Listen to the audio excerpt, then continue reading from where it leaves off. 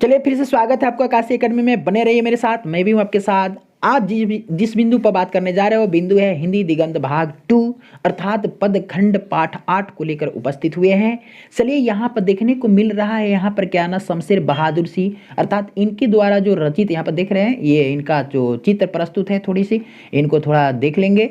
यहाँ पर इनके जो जीवन के बारे में थोड़ा जान पाएंगे। यहाँ पर ये अपने लाइफ को, अपने जो है जीवन को किस तरह से व्यतीत किए हैं, किस तरह से जो है ना अपने जीवन को ना अच्छे ढंग से या किस प्रकार से अपने जीवन को यापन किए हैं, इनके बारे में जान लेते हैं। चलिए यहाँ पर देखने को मिल रहा है जन्म, तो जन्म जो है ना इनका 13 जनवरी 1911 में हुआ है। और निधन मतलब होता है मृत्यु। मृत्यु कहाँ हुआ है यहाँ पर देखने को मिल रहा है 1993 में। ठीक है, अब आती है बात की जो है ना इनके जन्म स्थान कहाँ है। यहाँ पर देखने को मिल रहा है जन्म स्थान तो देहरादून, यानी देहरादून जो है ना उत्तराखंड में जगह है, वहाँ पे इनका जन्म हुआ था। आइए बात करते हैं आगे। माता पिता, इनके माता पिता कौन थे। चलिए, माता का नाम जो है ना प्रभुदेई और पिता का नाम जो है ना तारीफ सिंह था। ठीक है ना, माता का नाम प्रभुदेई और पिता का नाम क्या, तारीफ सिंह। और ये क्या है ना कलेक्ट्रिएट में जो है ना रीडर और क्या है ना साहित्य प्रेमी थे ये लोग। ठीक है, आगे बढ़ते हैं, देखते हैं कि शिक्षा, ये शिक्षा कहाँ से प्राप्त किए हैं।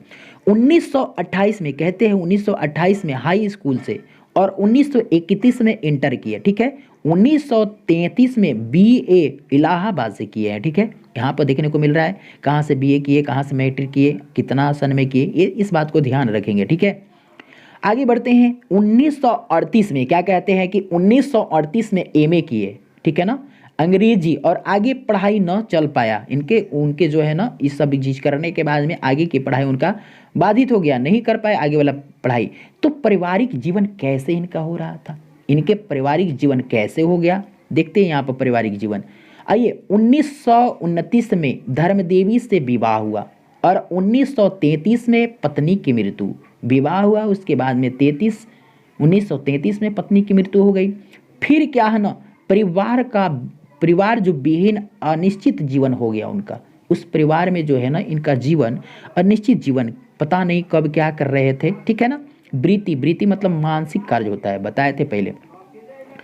रूपाभ यहाँ पर देखने को मिल रहा है, रूपाभ कहानी, माया, नया साहित्य, नया पथ एवं मनोहर कहानियां के जो है ना संपादन कार्य से जुड़े ये। ठीक है ना, इस तरह की बात, इस तरह के काव्य रचने लगे। उर्दू हिंदी कोश का भी संपादन किए ये। 1981 से 85 तक प्रेमचंद सृजनपीठ की विक्रम विश्वविद्यालय, ठीक है ना, उज्जैन के अध्यक्ष रहे ये। इस तरह की बात आ रही है। चलिए बात करते हैं आगे। यात्रा, अर्थात ये कहाँ कहाँ इस तरह के अपने जीवन को जो है ना यात्रा किए हुए, यात्रा वृत्तांत में किस तरह से अपने जीवन में कुछ किए हुए यात्रा। 1978 में क्या है ना सोवियत रूस की यात्रा की है। ठीक है, उसके बाद में सोवियत रूस के बाद में क्या ये कृतियाँ की है, क्या रचना है। 1932 से 33 में, ठीक है ना, लिखना शुरू किया।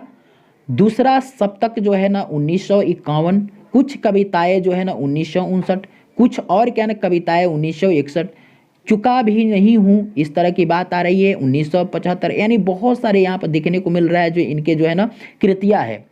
आगे बात इसमें एक बिंदु दिख रहा है कि प्रतिनिधि कविताएं भी ये लिखे हुए हैं, रचे हुए प्रतिनिधि कविताएं। ठीक है ना, जो है ना यहाँ पर देखने को मिल रहा है। सभी जो है ना कविताएं, डायरी, विविध प्रकार के निबंध एवं आलोचना भी क्या ना फुटकर रूप में प्रकाशित किए हैं। इस तरह की बात आ रही है इनके जीवन कहानी के बारे में। आइए आगे बढ़ते हैं जो है ना हम उषा शीर्षक के बारे में।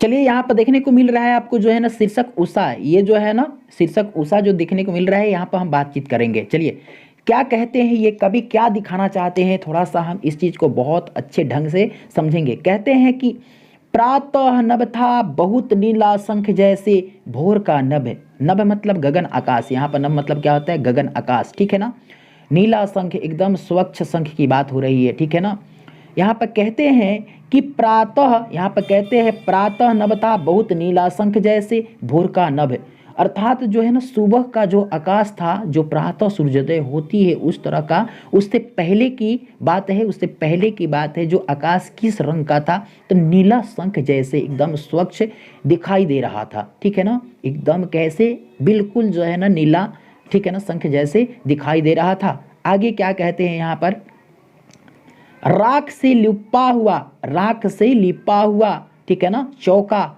अभी गिला पड़ा है।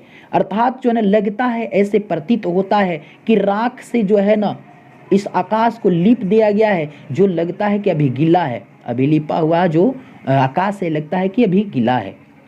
आगे क्या कहते हैं कि बहुत काली सील जरा सी लाल केसर से कि जैसे धुल गई हो। कहते हैं कभी ऐसा लगता है, ऐसा प्रतीत होता है कि बहुत काली अर्थात बहुत काला जो है ना सील जरा से, यानी लगता है कि जो ये काली प्रतीत आकाश है लगता है कि लाल केसर से धुल गया हो। अर्थात जब सुबह में सूर्योदय होता है तो उस रोशनी से आकाश का लालीपन थोड़ा बढ़ने लगता है, उस वक्त की बात है। और नीला में थोड़ा लालीपन की सौंदर्य ही अलग होती है। वहीं कहते हैं आगे क्या कहते हैं कि स्लेट पर या लाल खड़िया चौक लिखने वाली मल दी हो किसी ने। लगता ऐसा है, कभी का भाव है, क्या कहते हैं कि ऐसा लगता है कि जब सूर्योदय हो गया है तो स्लेट पर, स्लेट कैसा दिखाई देता है, कला, और कला पर कोई जो है ना खड़िया चौक से अर्थात लाल प्रकार की जो है ना खड़िया चौक से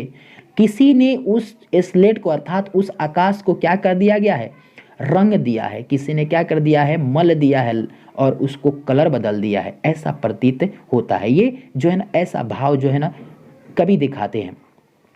आगे क्या कहते हैं कि नील जल में, क्या कहते हैं कि नील जल में या किसी की गौर झिलमिल देह जैसे हिल रही हो। क्या बात है, यहाँ क्या दिखाते हैं, कभी शरीर से तुलना कर रहे हैं यहाँ पर कि लगता है कि नीले जल में, क्या है ना, नीले जल में किसी गोरे शरीर को जैसे झिलमिला रहे हो। यहाँ पर क्या कहते हैं कि लग रहा है, ऐसे प्रतीत हो रहा है कि नीले जल में किसी की जो है ना गोरे शरीर, किसी के क्या है ना गोरे शरीर क्या हो रहा है, झिलमिला रहा है। वहाँ पर क्या हो रहा है, झिलमिला रहा हो।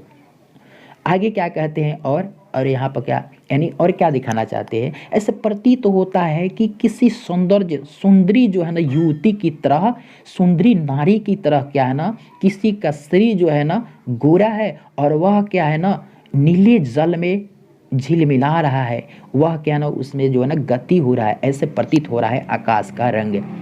आगे क्या कहते हैं, यहाँ पर देखने को मिल रहा है, यहाँ पर जादू टूटता है। क्या कहते हैं कि जादू टूटता है, इस उषा का अब सूर्योदय हो रहा है। अर्थात लास्ट पंक्ति में कवि क्या कहना चाहते हैं कि उषा का जादू, उषा का क्या है ना जादू टूटने लगता है। क्या होने लगता है, टूटने लगता है जब क्या पूर्ण जो है ना सूर्योदय हो जाता है। अर्थात जब आकाश में पूर्ण रूप से सूर्य निकल जाते हैं तब क्या है ना जो जादू है, जो कलापन की जादू है, जो गोरापन की जादू है वह समाप्त हो जाता है। ये उषा शीर्षक की बात आ रही है तो उषा का जादू समाप्त हो जाता है। अर्थात आकाश एकदम बिल्कुल बदल ही जाते हैं, वह सफ़ेद प्रतीत होने लगते हैं। वह क्या है ना, वह सफ़ेद जो है ना प्रतीत होने लगते हैं पूरी तरह से आकाश, और फिर सुबह में वही नीलापन आकाश देखने लगते हैं। चलिए यहाँ तक आपको समझ में आ गया होगा तो आप चैनल मेरे सब्सक्राइब नहीं किए तो मेरे चैनल को सब्सक्राइब कर दे, प्लस में बेल आइकन को प्रेस कर दे ताकि कोई भी नई वीडियो का नोटिफिकेशन आप तक पहुँच सके। जी हाँ, फिर से मिलते हैं आपको नई वीडियो में।